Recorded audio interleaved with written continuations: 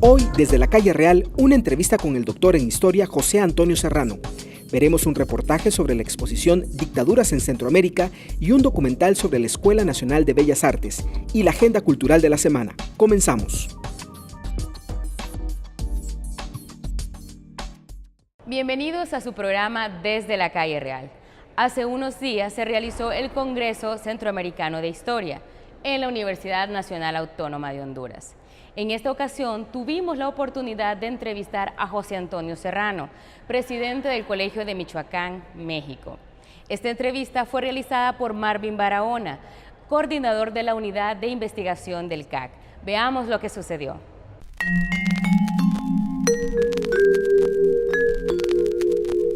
José Antonio Serrano, historiador mexicano, brindó una ponencia en el marco del Congreso de Historia en la mesa Prensa, Ideas y Debates. Fue entrevistado por Marvin Barahona, coordinador de la Unidad de Investigación del Centro de Arte y Cultura. Que en nuestros países el liberalismo siempre va a ser motivo de debate porque fue un orden largo en algunos países, en México no lo fue, como decías tú, pero al fin y al cabo hay que ahondar, uno, en la ruptura que el liberalismo significó para nuestros países, por una parte, y luego en esas diferencias, ¿verdad? Porque en unos países fue un orden duradero y en otros no. Y una tercera cosa que yo creo que sí debemos hablar es del enorme papel jugado por el liberalismo en la transición de la colonia al Estado republicano. Y yo creo que son tres temas que tú conoces muy bien, que has investigado y sobre el cual podemos conversar, siendo tú pues actualmente presidente del Colegio de Michoacán, investigador del tema del liberalismo y participante en este Congreso de Historia. No, es muy importante, como tú señalas, tres temas que me parecen fundamentales. Uno es, hay que estudiar históricamente el liberalismo, porque muchas veces nuestras visiones actuales sobre el neoliberalismo, que es otra etapa, eso hay que decirlo con mucha claridad, no es lo mismo el liberalismo que empieza en Europa, pasa a América y que cruza siglo XIX y siglo XX al neoliberalismo actual. Porque históricamente tenemos que plantearlo, de la manera no entendemos nada. Muchas veces oigo a mis propios alumnos hablar del neoliberalismo como si hubiera sido casi desde la llegada de Cortés. No, son etapas muy distintas. Por un lado, porque en el siglo XIX efectivamente el liberalismo en América Latina en general, es un proyecto liberador. Es un proyecto que trata de construir frente a la colonia nuevas instituciones, cómo serían elecciones, cómo serían ayuntamientos, cómo serían división de poderes y congresos. Entonces, cuando uno plantea, como todo historiador lo planteamos, aun cuando trabajamos el pasado, siempre vemos desde el presente, pues el liberalismo tiene facetas múltiples, históricamente, de las maneras en que los actores lo ven y también directamente con América Latina, pero también es localizado. No es lo mismo el liberalismo en Argentina con una constitución social, es decir, una estructura social con distintos grupos étnicos que en Guatemala o en México, o incluso en México. No es lo mismo un liberalismo como sería en el norte de México que en el centro de México una población indígena. Entonces, hay que localizarlo siempre. Claro, y tú hablabas en tu conferencia en el Congreso de rupturas y continuidades. Y me llama la atención porque efectivamente no hay historia y no hay cambio social sin esa pareja que siempre van juntos. Hay una relación dialéctica permanente entre ruptura y continuidad. Y te lo digo porque en el siglo XIX, tanto en México como en Centroamérica, vemos un liberalismo construyendo nuevas instituciones, nuevas identidades, nuevas formas de expresión política, pero a la par de ese liberalismo transformador vemos también las viejas instituciones, como los muchos prejuicios que hay, por ejemplo, respecto del estatus social, de la jerarquía social, de la ubicación de las élites en la cúspide y de todos los demás en la base de la sociedad. Vemos una iglesia en algunos lugares todavía muy fuerte. ¿Cómo debemos analizar o percibir por lo menos la coexistencia de instituciones arcaicas al lado de instituciones nuevas, incluso revolucionarias como las creadas por el liberalismo? Mira, esa es una buena pregunta. Arcaico y nuevo. Lo que uno que tiene que decirse sobre el liberalismo es que no hay un liberalismo, hay muchos liberalismos. Hay un liberalismo exaltado, un liberalismo radical. En México le llaman la baja democracia. Son estos grupos de políticos que algunos son de la vieja colonia, otros son nuevos, que van planteando temas muy fuertes. Una mayor participación en el sistema político. Hay que decirlo, las mujeres no votaban, esto queda muy claro. 2, los varones que puedan votar, todos, hasta independientemente de si sabían leer o no. Esta es una cosa muy importante. En el siglo XIX hubo un liberalismo muy radical donde se decía, por el solo hecho de tener entre 18 y 50 años pueden votar. Había ayuntamientos en muchos pueblos, había participación. Es decir, hay un liberalismo que plantea que hay que cambiar todo, pero hay un liberalismo moderado, un liberalismo que incluso podemos decir que era menos democrático. Unos liberales que consideraban que la participación popular debería de ser menor, donde primero para votar tenías que saber leer, donde tenías que tener propiedades. Pero este liberalismo también se da en Europa. Es decir, la Revolución Francesa cambia todo. Hay una frase que me gusta mucho decirlo a mí, que una politóloga muy famosa, Hannah Arendt, que ella tiene un famoso libro sobre el Holocausto, ella decía, la Revolución norteamericana cambió el mundo, la Revolución Francesa lo incendió. Nosotros somos producto de ese incendio, donde el liberalismo efectivamente fue muy radical, donde se planteaba participaciones, guardias nacionales, congresos, divisiones. Entonces, hay liberalismos distintos. Claro. Eso sí. Sí, hay ese liberalismo que tú decías que es un liberalismo exaltado, que en Centroamérica se conoció como los fiebres. Exactamente, esa es buena palabra, por cierto, como si fuera sudando uno. Claro, y hay una temperatura que sube y baja y te hace sudar y todo lo demás. Yo creo que por esa parte regresa la pregunta.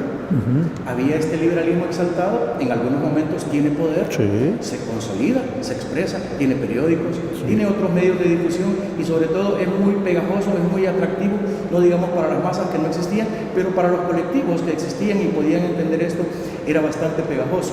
Ahora mi pregunta es, y te lo planteo directamente en el caso de México, de 1810, desde el grito de la independencia, hasta 1910, el gran año de la Revolución Mexicana por excelencia, pasó un siglo y una de las instituciones más revolucionarias del liberalismo fue el ciudadano. Es decir, que aquellos que antes eran súbditos del rey, ahora pasan a ser ciudadanos, empieza a construirse el individuo que participa y actúa. Un siglo después, entre 1810 y 1910, ¿crees tú que el liberalismo logró la gran obra de convertir a los antiguos súbditos en ciudadanos? Esa es buena pregunta, pero tomo tu palabra de pegajoso. Pegajoso efectivamente da la idea de que se pega, de que se expande. Yo no estaría de acuerdo contigo en el sentido de que los grupos populares no fueron liberales. Siempre se ha dicho casi que el liberalismo es de clases medias y de oligarquías. No, lo interesante es que ahora hay una cosa que incluso parecería contradictoria. Hay un liberalismo popular que hemos buscado en el siglo XIX mexicano y lo hemos encontrado. Grupos populares, repúblicas de los indígenas, los mestizos, los propios afromestizos, los propios criollos, es decir, todos los grupos vieron la posibilidad del liberalismo abriendo este espacio político, elecciones, ciudadanía, ayuntamientos, división de poderes, vieron la posibilidad también de proteger y adelantar sus intereses.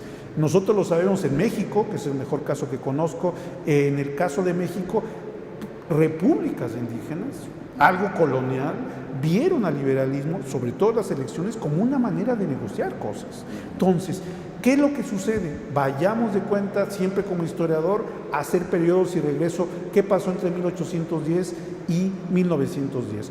Lo que sabemos es que en la primera mitad del siglo XIX hay un liberalismo que amplía el espectro. Pero claro, al ampliar el espectro como cualquier tipo de sociedad, pues va a haber cambios entre los grupos políticos.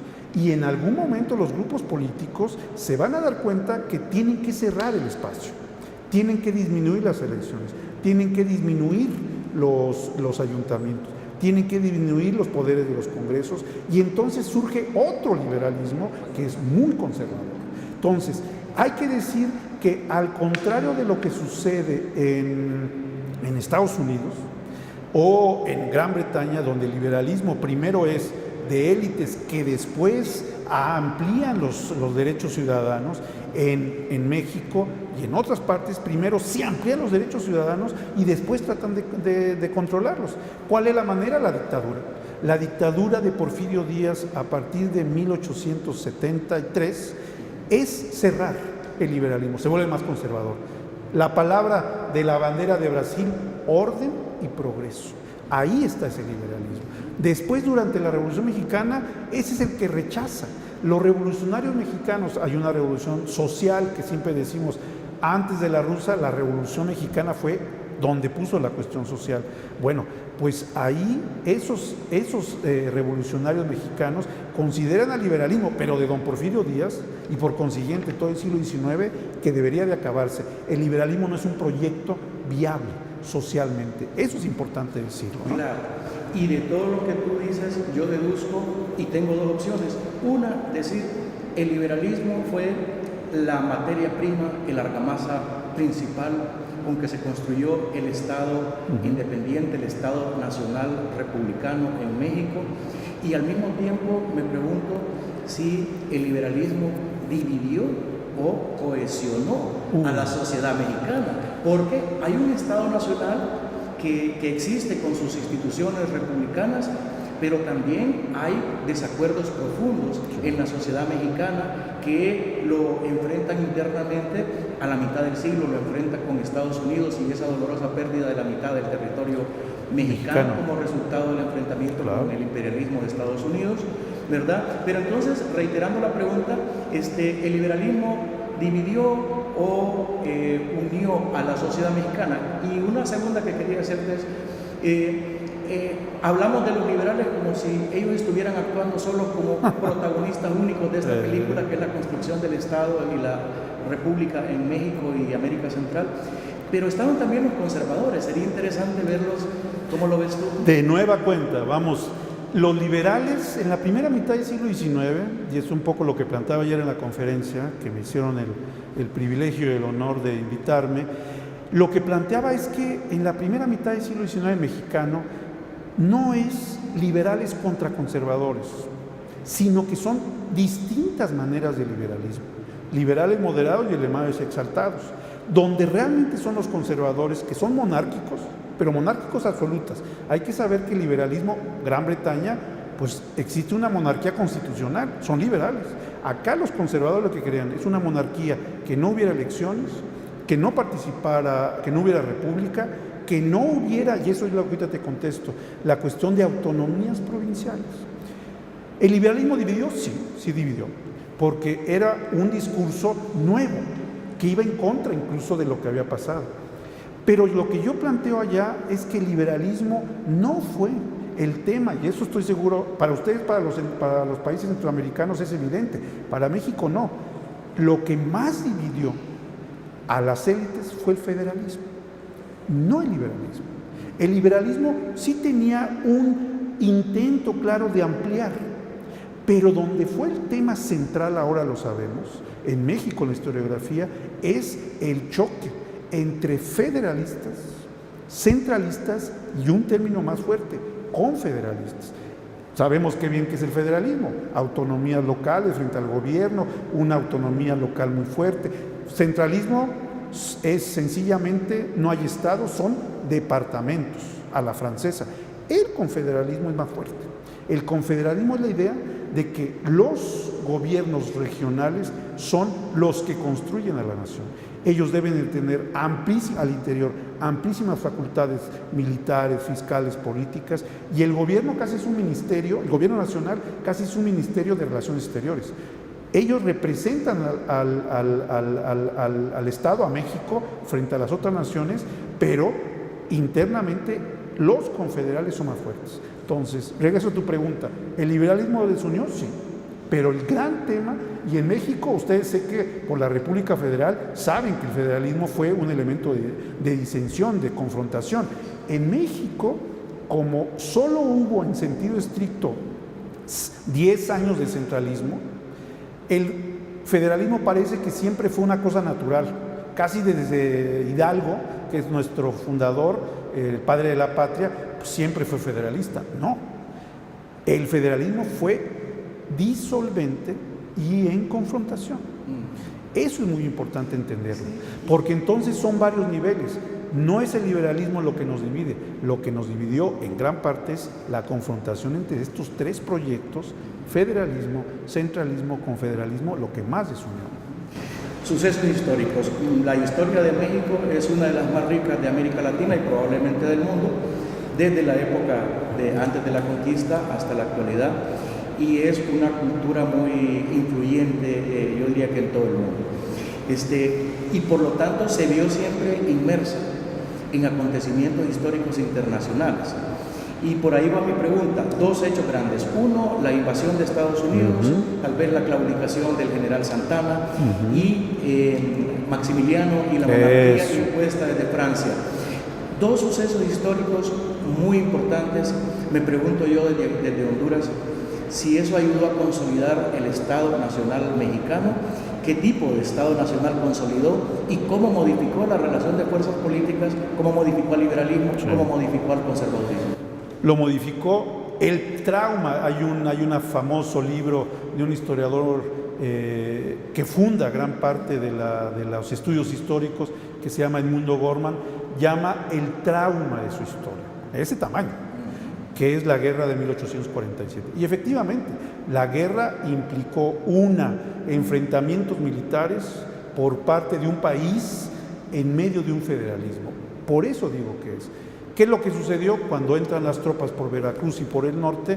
Muchos estados dicen que pasen. Nosotros vamos a defender nuestro territorio y no vamos a apoyar al gobierno federal. Entonces, se vuelve un trauma el hecho de que perdamos la mitad, que nos roben la mitad del territorio de México. Y es un robo porque en gran parte es una invasión injusta. Pero, ¿qué es lo que sucede? Ahí es donde se dan cuenta una parte muy importante de los políticos que dicen: esto ha sido un fracaso. Si nosotros en 1821, igual que en Centroamérica, decíamos: esto es la utopía, nos hemos liberado de España, tenemos a nuestro mundo, vamos a comerciar con todos, vamos a abrirnos, esta es una nación que va a funcionar. En 1847 en realidad es el fracaso de la independencia. Ahí se acaba. Y ahí es donde empieza Maximiliano. Hay que buscar maneras de reorganizar esto de tal manera que la utopía de la independencia se logre. Entonces es cuando gran parte de los conservadores, ahí sí los conservadores dicen: no podemos nosotros gobernarnos, necesitamos alguien que sea un monarca desde nacimiento, porque como ustedes saben, en México y Centroamérica hubo un imperio que fue Iturbide y que no era de origen noble, sino era un militar hecho y que hace la independencia. En cambio, cuando se dice no puede haber un monarca porque nadie lo va a respetar siendo mexicano, tiene que ser un monarca europeo, y ahí empieza. Nada más que hay una diferencia, que Maximiliano era más liberal que muchos liberales. Es decir, era un príncipe europeo que había pasado 60 años en Europa, donde estaba de acuerdo que hubiera Congreso, que hubiera división de poderes, que hubiera prensa, y para los conservadores que decían no debe de haber elecciones, etcétera, era distinto. ¿Cómo se crea la ciudadanía? La ciudadanía, como digo, al principio es muy amplia, se va restringiendo. El otro acontecimiento que tú has tocado es la Revolución Mexicana. La Revolución Mexicana es un tema muy, muy importante en la historia mexicana. Si uno lo situara, es la conquista, la guerra de independencia y la Revolución Mexicana como gran acontecimiento de México. Y uno lo que ve, y hablemos de liberalismo, es que los revolucionarios mexicanos de 1910 no consideran al liberalismo como un proyecto bueno socialmente, sino es el fracaso del porfiriato. Entonces empiezan a abrirse otras perspectivas. Empieza a haber anarquistas, empieza a haber socialistas, empieza a haber un liberalismo más social, es decir, hay que incorporarlo. Ahí es donde va cambiando, y es una diferencia con Centroamérica y América Latina en general muy importante. Cuando aparecen socialistas, revolucionarios de otras tendencias, comunistas también, claro. ¿No crees que eso fue una crítica a eso que el liberalismo no pudo destruir o modificar fundamentalmente a través de su ideología. Pienso, por ejemplo, en el lugar asignado a la mujer, no solo en la sociedad mexicana, sino en general en Mesoamérica y en América Latina, un papel completamente subordinado. Era ciudadana, pero no podía votar. No podía votar. Y en todos los países hubo que esperar décadas y a veces hasta siglos para que la mujer fuera verdaderamente ciudadana. Pienso en otra categoría que se asocia con el nombre de México y de Mesoamérica, que es el machismo. Claro. Y me pregunto yo, esas figuras individuales como los grandes caudillos, como el machismo, como el sometimiento de la mujer, como el sometimiento de los pueblos indígenas, ¿se lo podemos atribuir al liberalismo o al conservadurismo o a qué fenómeno social? Bueno, hay que recordar, el liberalismo, en el sentido, mejor, ahí hablemos más del liberalismo de ciudadanos y ciudadanas. Hasta 1954 en México pueden votar las mujeres, pero esto no es una cosa rara. En Gran Bretaña, les recomiendo una película de las sufragistas, solo pueden votar hasta 1920 y tantos. Es decir, el liberalismo de entrada, por definición, es masculino, punto. O sea, en Estados Unidos, bueno, ya no digamos en Estados Unidos que votan los afroamericanos, votan hasta 1960 y tantos. Es decir, hay que ver al liberalismo con todas sus contradicciones. Es un liberalismo de hombres, sin duda. Acuérdense, y ese siempre lo recuerdo yo a las personas que nos oyen en programas, a mis alumnos, que en medio de la Revolución Española, la Guerra Civil, quien se opone a darle el voto a las mujeres son los socialistas. Porque ellos dicen, si le damos el voto a la mujer, ¿por quién van a votar? Por los curas.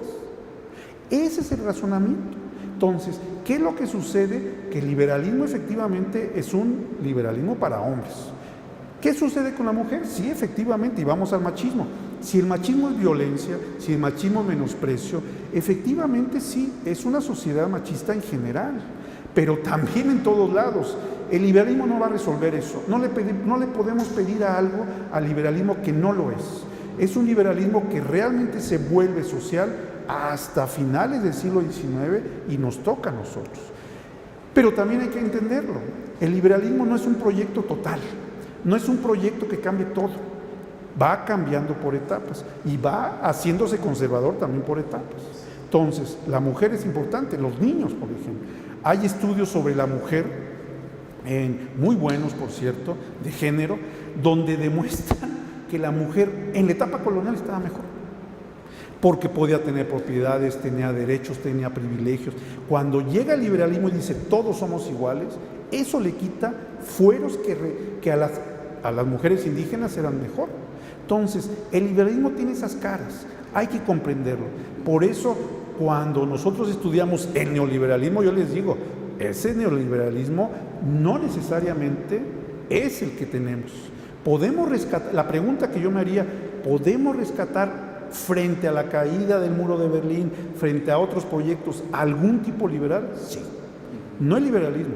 Hay otras maneras de rescatar en nuestro presente el liberalismo que implica derechos para todos, que implica participación, el actual, participación de todos, independientemente de género, etnia, raza, economía, donde el voto pese tanto. O sea, hay que entrar en una etapa donde la transición política sea efectiva, donde las elecciones cuenten y donde la democracia no sea una máscara. En nuestro último minuto lamentable que sea un solo minuto de conversación, pero fue muy... Todo lo bueno se acaba y también lo malo, qué bueno. Entonces, preguntarte así en pocas palabras, dos preguntas. Uno, ¿le das más puntos positivos al liberalismo o puntos negativos? Y lo otro, así en dos palabras, ¿cuál sería la diferencia principal entre liberalismo y neoliberalismo? Empiezo con lo último. El liberalismo cree que el mercado es lo único para asignar recursos y para definir derechos. Y por consiguiente, el Estado no vale para nada. El liberalismo clásico, y es el que yo rescato, considera que el Estado es el principal instrumento, un buen Estado, porque eso sí, es el principal instrumento para poner las condiciones de igualdad para ejercer los derechos que todos tenemos. Esa es la gran diferencia. Cuando uno oye a Trump o a esas gentes que dicen el mercado es todo y el Estado nada, ahí es donde empieza el neoliberalismo, donde piensan que el Estado debe de desaparecer, que todos son una bola de burócratas, que Washington es una bola de desgraciados. No. Pero si quiebran los bancos, entonces... Exactamente. Ese sí no le... Entonces cuando viene, pero cuando uno lo ve directamente, entonces empieza a ver que no. Lo que tenemos que hacer nosotros como ciudadanos es demandar que el Estado, que representa a todos, nos dé garantías a todos. ¿Cuál sería el mejor liberalismo? El estado de bienestar que se dan en Europa, donde nos da medicina, salud y tienen buenos salarios. Ese es un buen estado. Y ese sí es liberal. No el neoliberalismo. Muchas gracias. No, al contrario. No, te lo agradezco. En breve continuamos con más desde la calle real. Actualmente se encuentra en el Centro de Arte y Cultura la exposición Dictaduras en Centroamérica del siglo XX. Nadia Cáceres, coordinadora de la Unidad de Artes Visuales, nos comenta sobre esta exposición. Veamos lo que nos dijo.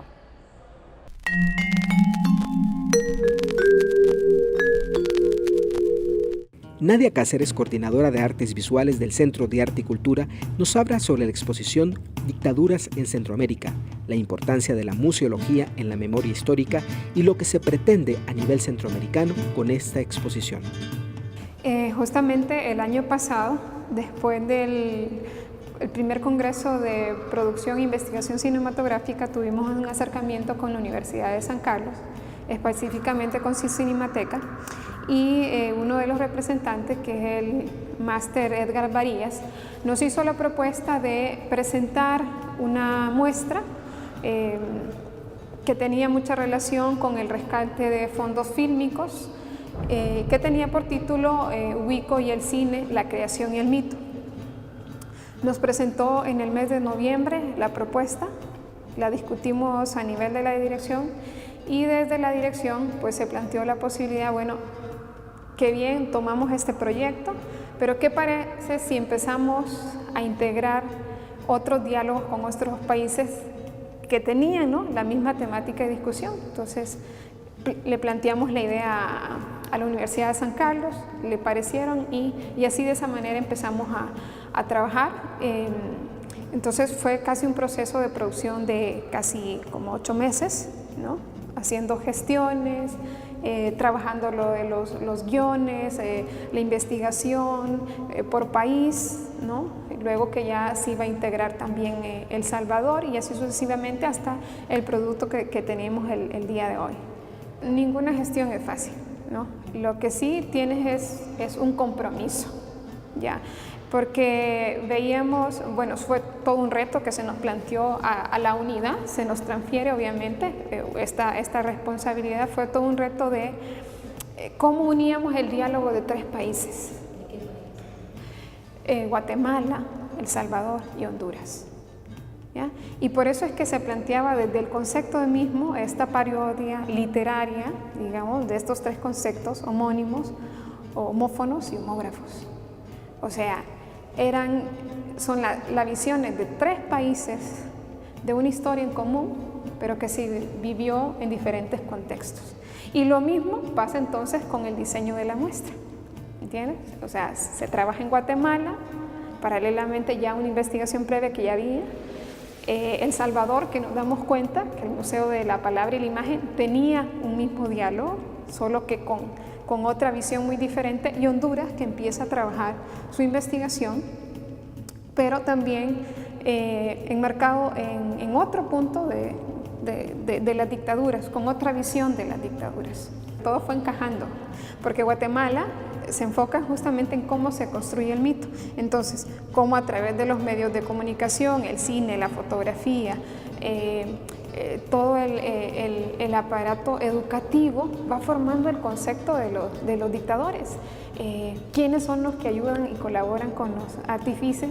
Y al final, entonces, el cine, cómo contribuye, ¿no?, a la creación de este mito, y al final, pues, se hizo el héroe. Si lo analizamos desde el punto de vista de la imagen, O sea, lo potente que fue este personaje, obviamente ubico, pues, digamos, si lo comparamos en la historia universal de los dictadores, pues tiene ese mismo perfil. Y ahora, lo interesante es El Salvador nos trae los testimonios. Teníamos ya cómo se construye esa imagen, porque es similar a todos, ese mismo proceso. Teníamos ahora entonces los testigos. La masacre de 1932. Te digo que cuando estábamos con la unidad, me sentí muy pegada, ¿no? Porque tú escuchas la historia centroamericana, lo has oído, pero una cosa es escucharlo, vas a conferencias, lees libros, pero otra cosa es ver los testimonios fotográficos, que justamente lo estamos viendo en esta muestra, y que el Museo de la Palabra hizo un trabajo de recopilación de historia oral muy interesante. Fue un trabajo de casi 5 años, esto es producto de una investigación, de un libro, y había que acogerlo como tal. Se fueron a las comunidades de la región de Occidente, porque justamente fue donde pasó, y empezaron uno por uno, ¿verdad?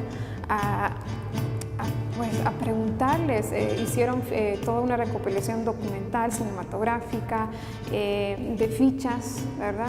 Justamente recogiendo, incluso dentro de los paneles están 2 historias, 2 casos, que aquí están, ¿verdad? Donde aparecen los testigos, relatando justamente ese hecho, cómo ocurrió, y ves que otra vez vuelven a salir las lágrimas, porque toda dictadura te va a traer dolor, ¿verdad? Y obviamente esto es producto en ese contexto convulsionado que vivimos a principios de siglo XX. Cuando tuvimos la fortuna de trabajar con el doctor Marvin Barahona, que es uno de los grandes especialistas en temas de la representación de imaginarios o las visiones. Ese es su tema básicamente. Y entonces empezamos a plantear la posibilidad que, ya que Guatemala dice, bueno, el mito se construye de esta manera, El Salvador nos da el testimonio, entonces ¿por qué nosotros planteamos esas 2 visiones? Y él juega muy bien con eso, ¿verdad? ¿Cómo se construye? O sea, de los buenos y los malos. ¿Ah? Entonces aquí lo que vamos a ver en Honduras son esas 2 visiones. No solo el testigo material, simbólico, de las construcciones, ¿no? De la modernización de un Estado, de toda la infraestructura pública, sino que también empezamos a rescatar aquellos pueblos olvidados, ¿no? El contraste. O sea, sí, bien es cierto, hubo una inversión pública, pero en estas zonas donde no estaba la cámara, no estaba el cine para documentar qué era lo que pasaba, ¿verdad? Justamente René Pop también se integró al trabajo y hizo un documental muy interesante donde hay un señor que en su momento él dice, yo nací en 1926 y a nosotros nos tocó de jóvenes vivir eso. Y yo recuerdo muy bien, dice él, que cuando eran las 3 de la tarde escuchábamos los grilletes bajar. Eso no lo construyó Caría, eso lo construyeron los presos. Si tú le preguntas a tus abuelos, a tus tíos que vivieron esa generación, pues te van a dar esas 2 visiones. En la familia yo tengo unos que alaban a Carías y otros que es impensable nombrar el nombre, pero era justamente el objetivo de por qué traer esta muestra en este momento es justamente representar el futuro en el presente, ¿verdad? No podemos tener, siempre pensamos y siempre que diseñamos todo el equipo, lo discutimos, la propuesta siempre pensamos para qué público va a ir dirigido. Y yo creo que en este contexto es muy propicio, ¿no? Porque te digo representar el futuro en el presente. Estamos en una situación política, ¿verdad?, en que se debaten estos temas, ¿verdad? Y como tal, pues queríamos que los centroamericanos tuvieran esa visión integral. Justamente porque el papel de los museos ahora no es traer el objeto por traerlo, ¿verdad? Si bien es cierto, hay un respeto por ese bien patrimonial o los documentos que se exhiben, pero también pensamos en los y las ciudadanas, ¿sí? Porque el papel de los museos es justamente formarlos, hacer conciencia de tener el respeto por el otro, ¿verdad? De respetar la visión del otro. Y justamente pues nos ha sido muy propicio sensibilizar el tema y tomar conciencia. Que si no corregimos los errores del pasado, esto puede volver a pasar, ¿verdad? Solo que en otro contexto. Porque justamente el homónimo es un adjetivo que permite hacer referencia de dos o más personas o hechos, pero que tienen un nexo común. Todas estas historias tienen un nexo común, Katia. El caso de los homófonos se pronuncia, dice, exactamente igual y a manera, pues en algunos casos se escribe distinto, pero tienen un distinto significado. O sea, para cada país esta historia tiene un distinto significado, pero hay una línea en común que nos une. Y bueno, homógrafos, porque si bien es cierto, cada uno de ellos tenía un nombre distinto, pero la forma de administrar el país es muy similar, se escribe casi muy similar. Y entonces por eso jugábamos. Y lo otro es la forma también cómo se diseña la muestra, ¿verdad? Como un laboratorio en cada país, según sus necesidades, según los diálogos que se iban recurriendo, los recursos, pero fue diseñado en su contexto. Y el reto de nosotros era cómo integrar todos estos diálogos. En el marco íbamos a tener un público justamente centroamericano y queríamos que ellos se identificaran. O sea, no solo que si venía a Guatemala se identificaran, no, que se identificara con todo este contexto. Es un contexto, es una historia centroamericana. Eso para empezar. Luego nos reunimos el equipo de la dirección pensando, analizando y luego ya llegó la etapa de diseño. Una parte importantísima es la gestión, ¿no? Tener las investigaciones a tiempo y que cada investigación dialogara una con la otra. Luego ya venían las imágenes, porque en el caso, por ejemplo, de particular de Guatemala son 30 paneles. Imagínate, tendríamos que extraer el conocimiento significativo, representativo y muy simbólico, ¿verdad? Entonces lo fuimos trabajando. Bárbara Lavaire, que es nuestra diseñadora, pues se le dan las ideas y ella perfectamente va como abstrayendo, ¿no? Y íbamos trabajando a la par. Igual en el caso de El Salvador fue otro reto porque ya era una muestra también de 14 paneles. Y bueno, el director nos decía, mira, es que queremos que quede tal cual es. Y respetamos incluso mucho el diseño total, que ellos quedaron muy contentos porque se trabajó también en tiempo récord.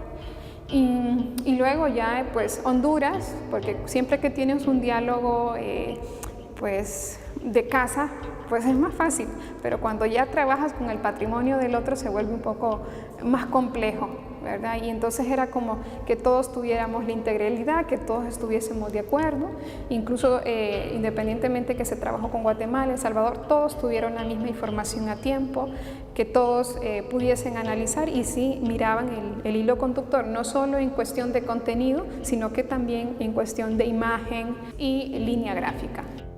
El reto es implicarlos a todos, Katia. Es que todos trabajen, sí, que todos trabajen, que todos trabajemos en la misma visión. Y la visión era eso que te digo, era Guatemala, El Salvador, Honduras trabajando en un solo diálogo museográfico. Esa era nuestra intención y presentarlo en el marco del Congreso Centroamericano. Más que todo que también la gente pudiese acercarse a la muestra pero con otros ojos. En el marco de, ya tuvimos que estuvieron todos los compañeros centroamericanos, pues ya tenemos, digamos que la siguiente espacio donde se va a exponer es probablemente en Antigua Guatemala. Ya estamos empezando ya con el proceso de planificación. Como te digo, una cosa te lleva a la otra, o sea, no descansas en esto. Y entonces ya estamos empezando ya a planificar probablemente en la primera semana del mes de noviembre. Nosotros estaremos trasladando esta muestra y lo interesante es que ya se integra Nicaragua. Eso es lo que te voy a preguntar. Sí, Imagino bueno. Que mucha gente no está somoza acá. Sí. Cuéntanos. Claro, que es otro de los emblemáticos. Justamente como te digo, porque esto se concibe como proyectos museográficos, ¿no? Y también va a depender del enfoque museológico que le des. Y al inicio, desde que se concibió, sabíamos que esta muestra se iba a volver itinerante, eso ya lo dábamos por un hecho. Lo difícil es, como te digo, compaginar los tiempos con las instituciones, y en ese momento pues no nos quedó pues un espacio para establecer ya la comunicación con Nicaragua. En el marco del Congreso ya lo pudimos hacer, justamente con el Instituto de Investigaciones Históricas de Nicaragua.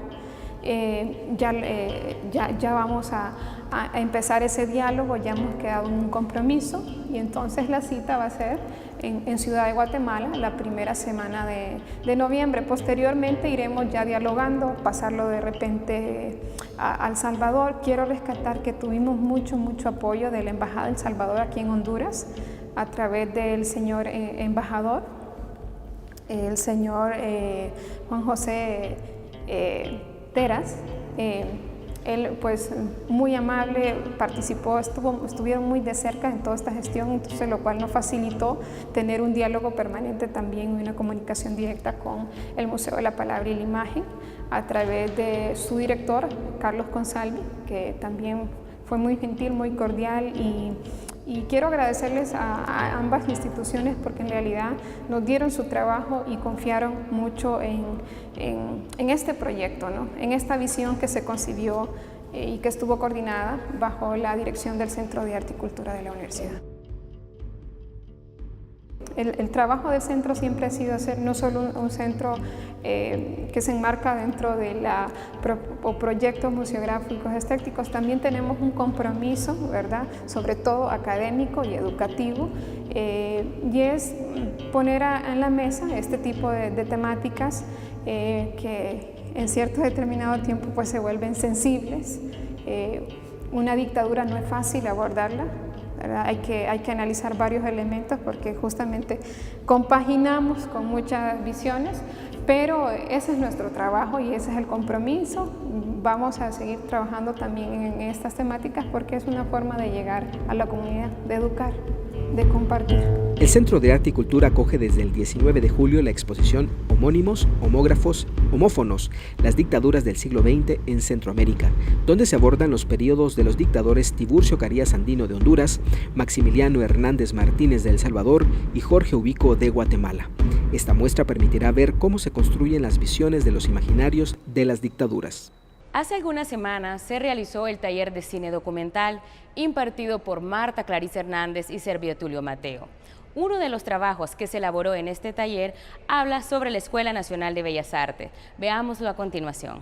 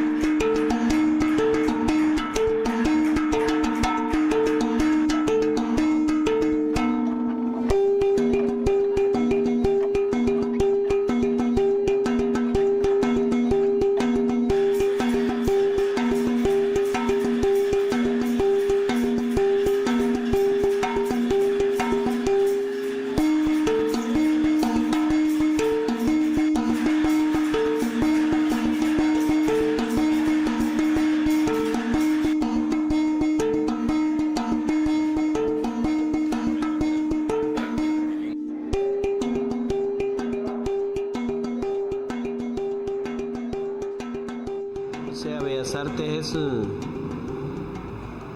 digamos, para mí es como mi casa. A través de he educado a mis hijos. Uno está en la universidad, el otro ya se va a graduar este año. Y a través de la escuela, de estar 28 años de estar aquí, ha sido parte de mi vida. O sea, la Escuela de Bellas Artes es el nido y el corazón de nosotros, de los maestros de Bellas Artes, ¿verdad? ¿Por qué es el nido y el corazón? Porque aquí es donde encontramos nosotros la paz, la alegría, la emoción. Nos sentimos felices de estar aquí, pues. Yo estar día y noche en Bellas Artes me siento el hombre más feliz, ¿verdad? ¿Por qué? Porque siento que Bellas Artes es parte de mi vida, es parte de mi corazón. O sea, Bellas Artes es lo que yo más amo.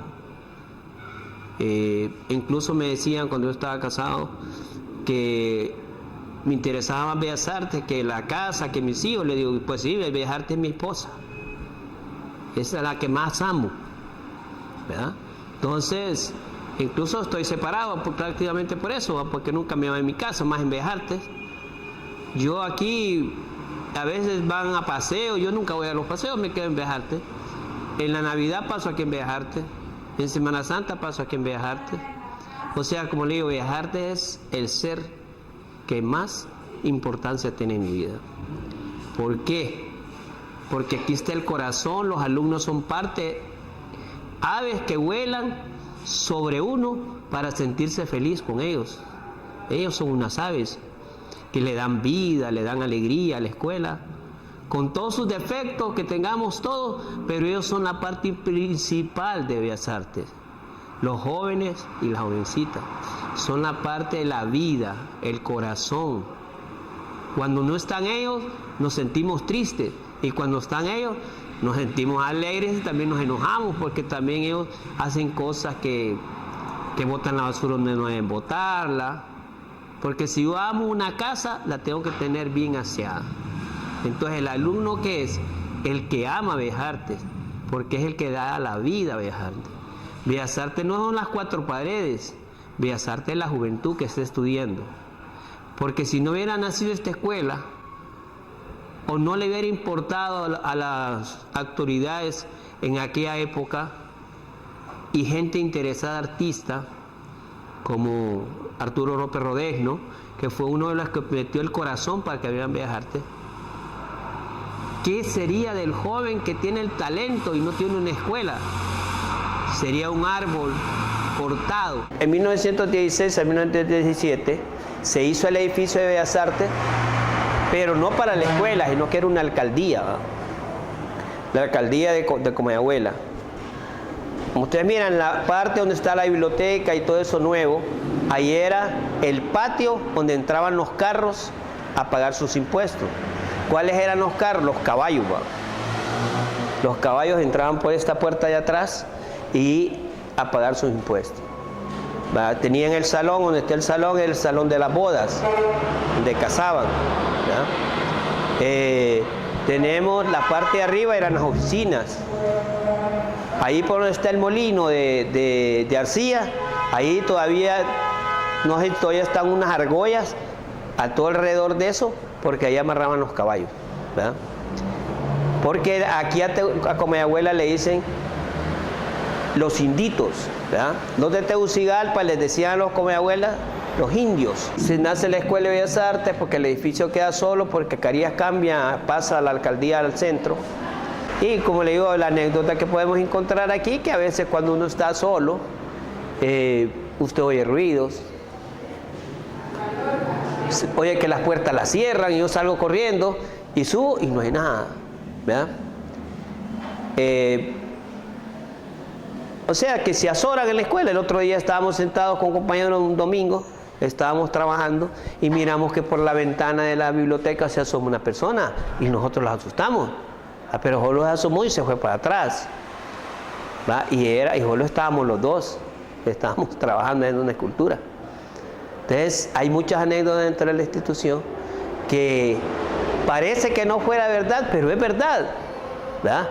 Porque ya yo vi la imagen, ya vi una persona que estaba en la ventana de la biblioteca. O sea que no es un cuento, pues, es una realidad. Y aquí azoran.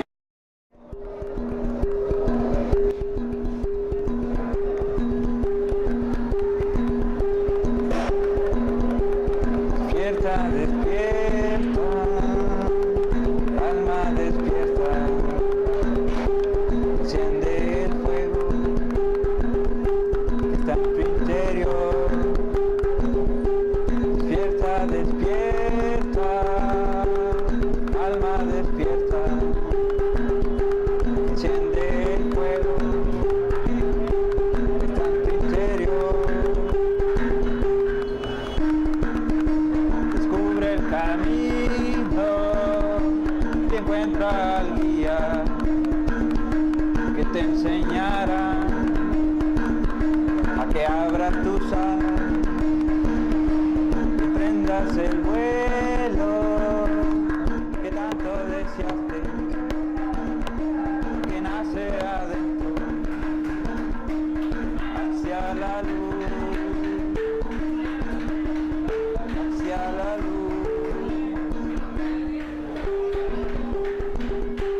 En esta vida tú tienes que comprender que el tiempo te dice siempre lo que ha de venir, siempre lo que ha de venir.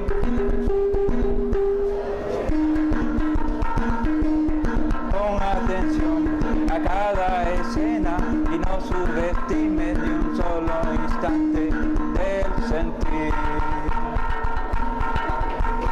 del sentir. Despierta, despierta, alma despierta, enciende el fuego que está en tu interior, que está en tu interior. No dejes que la ilusión se adueñe de tu corazón. No dejes que la tristeza cubra tu alma, cubra tu alma. Descubre y aprende, abre tus alas y alza el vuelo, sigue los latidos de tu interior, sigue los latidos de tu interior.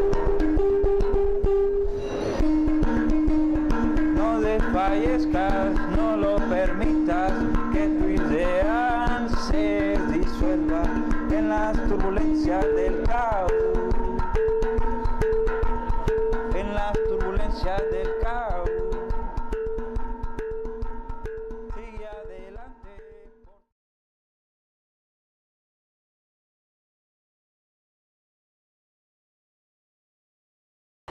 Como todas las semanas, les presentamos la agenda cultural del CAC.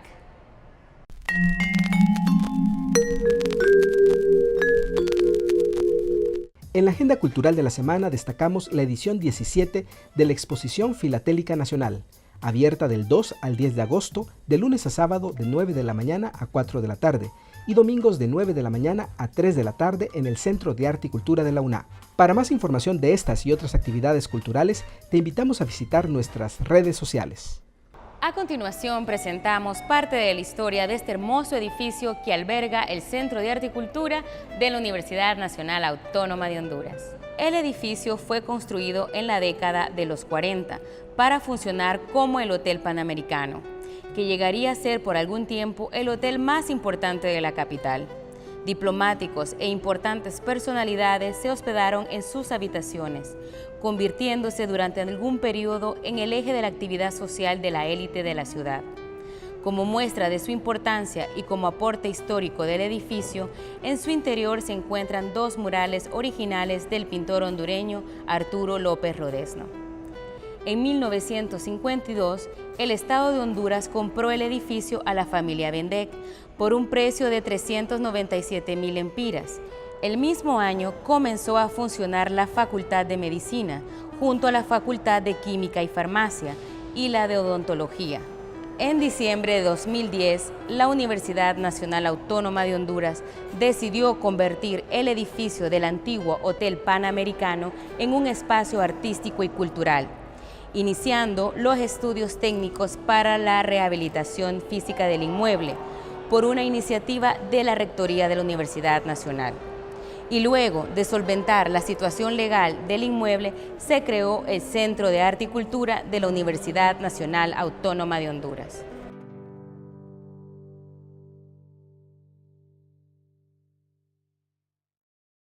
Gracias por habernos acompañado desde la Calle Real. Les invitamos a que sigan en contacto con nosotros a través de nuestras diferentes redes sociales. Nos vemos la próxima semana.